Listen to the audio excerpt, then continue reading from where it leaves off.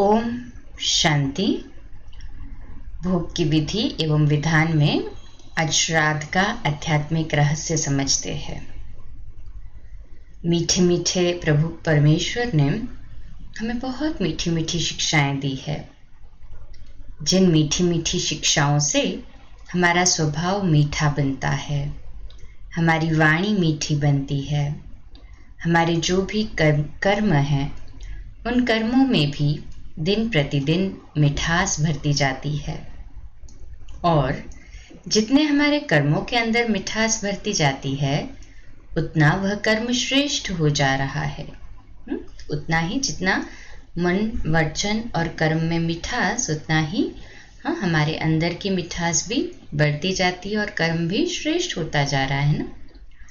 और जितनी हमारे कर्म में श्रेष्ठता बढ़ती जाती है उतना हमारे जो भी कर्म हैं वह सभी के प्रति और स्वयं के प्रति सुखदायी बनते जाते हैं। और जितने सुखदायी बनते जाते हैं उतना हम आत्माओं को संतुष्टता की ऐसी दिव्य अनुभूति रहती है कि अब हम मीठे मीठे परमात्मा के समान मास्टर दाता बने हैं और बन रहे हैं।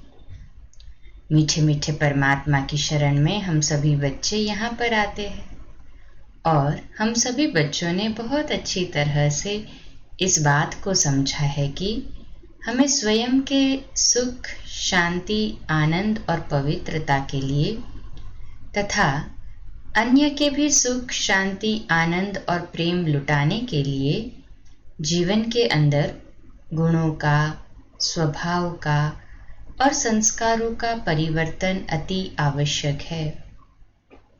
जिस घड़ी हम आत्माओं ने यह महसूस किया, उस घड़ी से लेकर के हमने परिवर्तन करना शुरू किया। और जिन्होंने जितना जितना महसूस किया उतना उतना स्वयं के परिवर्तन करने की गति को, रफ्तार को उतना तेज किया। और वो परिवर्तन करने की जो विधि है, जिसे हम विश्व की सर्व आत्माएं पुरुषार्थ करना कहते हैं, हम सभी ने नंबरवार अपनी अपनी शक्ति के अनुरूप पुरुषार्थ किया। और आज भी हम आत्माएं पुरुषार्थ कर रही है। परमपिता परमात्मा ने तो हमें बहुत सुंदर सुंदर गुह्य राज बताए हैं, जिसमें एक गुह्य राज ये भी भगवान ने बताया है कि मीठे बच्चे, मैं आया हूँ तुम बच्चों के लिए हथेली पर बहिश्त लेके, अर्थात हथेली पर स्वर्ग लेके आया हूँ। परंतु इस स्वर्ग को बनाना तुम बच्चों को ही है और वह स्वर्ग बनाने के लिए तुम्हें स्वयं को स्वर्गवासी बनाना है। जब तक तुम स्वर्गवासी नहीं बनते तब तक तुम स्वर्ग भी बना नहीं पाते।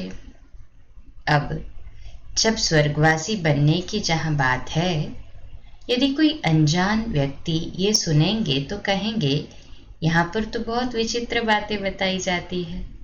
मरने के बाद कहा जाता है कि स्वर्गवासी हुए और यहाँ पर जीते जी कह रहे हैं कि स्वर्गवासी बनो। तो क्या आप सभी स्वर्गवासी बनने के लिए तैयार है तैयार सभी? कहे हाँ जी। बड़ी आश्चर्य की बात है कि यहाँ सभी बड़ी खुशी के साथ कहते हैं कि हम स्वर्गवासी बनेंगे। इसके लिए ही हम इस दुनिया में आए हैं।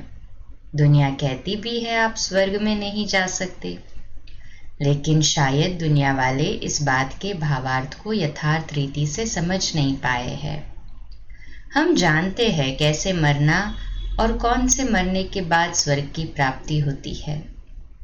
अभी जब हम देखते हैं कि श्राद्ध के दिन चालू होते हैं तो सभी जो भी अपने मित्र संबंधी आदि होते हैं ना, जिन्हों के लिए वह समझते हैं कि वह स्वर्गवासी हो गए हैं, उनके निमित्त हर एक भोग अर्पण करते हैं और फिर अपने अपने लौकिक घरों के अंदर श्राद्ध के निमित्त ब्राह्मणों को बुलाएंगे, विधि करेंगे, भोजन आदि कराएंगे, अर्पण कराएंगे।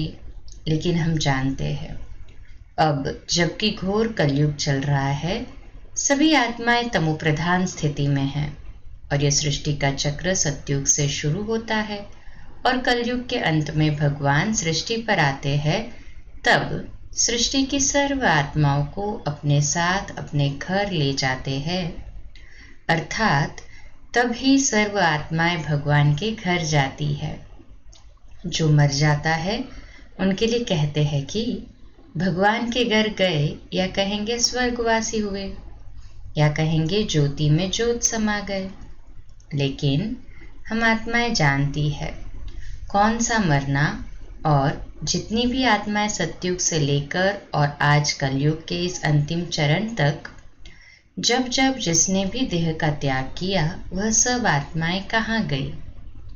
हम जानते हैं ही कोई भी आत्मा प्रभु के घर वापस नहीं गई है। दुनिया भी जानती है जिन्हों के लिए वह कहते हैं स्वर्गवासी हुए या मर गए या प्रभु के घर गए, वह भी जानते हैं कि उन्होंने पुनर्जन्म लिया। वह अपने कर्मों का हिसाब यहाँ ही पूरा करके अब नए हिसाब चुकाने के लिए नए स्थान पर गए, अर्थात आत्मा के लिए जो ईश्वरीय कायदा बना हुआ है, जन्म पुनर्जन्म पुनः पुनः पुनर्जन्म, और इस प्रकार अपने 84 के चक्रों को पूरा करना है। और नंबरवार जैसे जैसे आत्माएं सृष्टि पर आई और जिस समय वे आई, तब से लेकर कलयुग अंत तक उनके जो भी जितने भी जन्म लेंगे, सभी जन्मों को पूरा करके आखिर अंत में जैसे श्रीमद् भगवत में बताया है कि विराट स्वरूप का साक्षात्कार जो अर्जुन को हुआ, तो देखा कि प्रभु के मुख में आत्माएं मच्छरों सदृश लौट रही है, जा रही है। तो विराट स्वरूप में अर्जुन ने साक्षात्कार किया कि किस तरह से प्रभु के मुख में सभी आत्माएं मच्छरों सदृश जा रही है। और आगे की बात हम कल कंटिन्यू करते हैं। ओम शांति।